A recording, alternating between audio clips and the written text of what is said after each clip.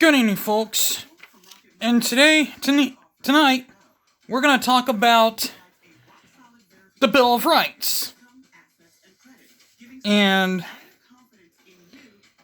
a little bit about slavery, of how it almost got added into the Bill of Rights. And a few of bits of what ifs. But before I do that, you saw earlier today, you saw the little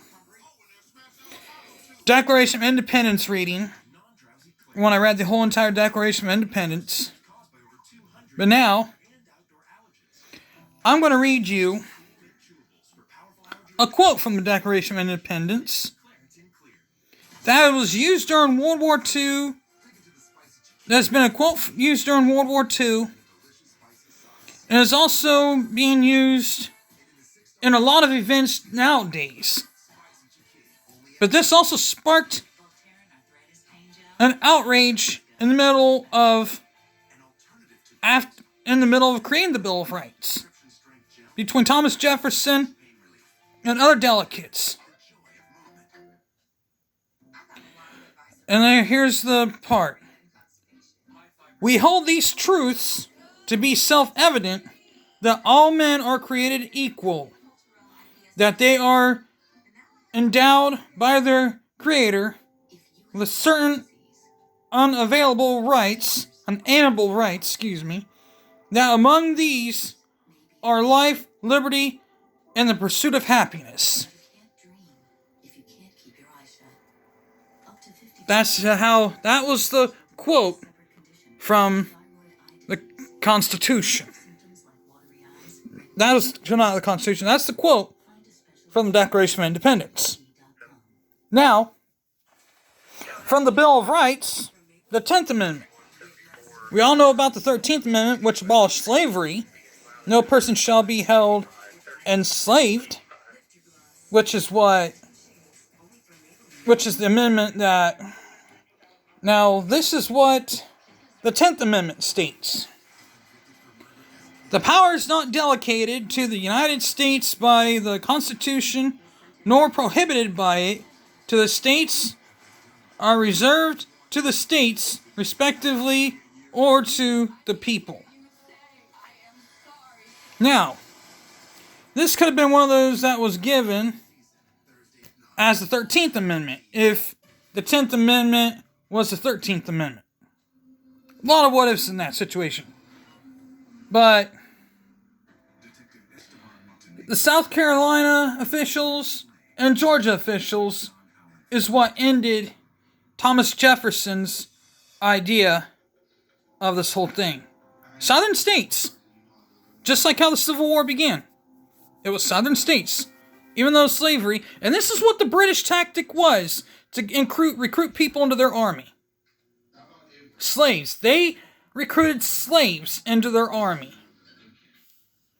They freed the slaves to get into their army, just so they could beat out the Americans. After the Declaration of Independence was written, they recruited slaves that were owned by Americans to get into their army. And now we're going to read the line that starts the Bill of Rights and the Constitution into the Bill of Rights.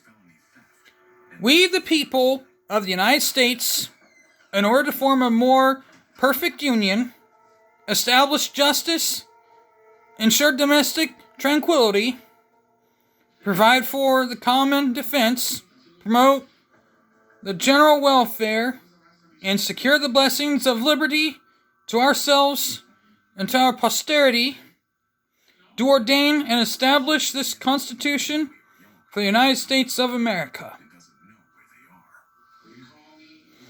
That's what you do. And that's what they were doing. Now that you got the first part of the Bill of Rights, let's talk about the 13th and 12th Amendments. The 13th Amendment, which abolished slavery, no person shall be held enslaved. Therefore, slavery is no longer allowed in the United States. Which means all states which are here present are no longer allowed to have slaves. If they would have adopted that on the Bill of Rights as the 10th Amendment,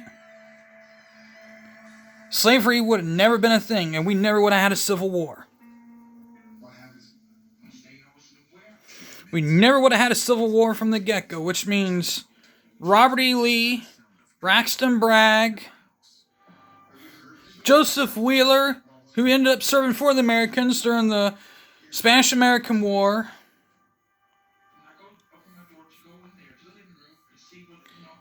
and amongst many others who served during the Mexican-American War, Jefferson Davis,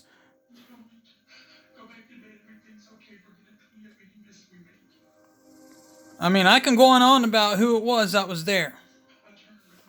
There's a lot of people that served during that time frame for the Confederacy that were Stonewall Jackson was another one. Some of these deaths could have been prevented if only they would have signed the 13th Amendment as the 10th Amendment. And the 13th Amendment would have been... Then the 10th Amendment would have been known as the 13th Amendment. But that wasn't the case. It ended up being the complete opposite. Well, with that being said,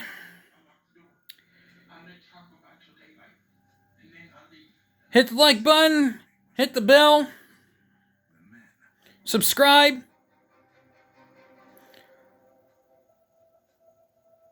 Hit the bell for notifications, and I'll get back with you when I have another thing to talk about. With that being said, I'm out of here. Peace.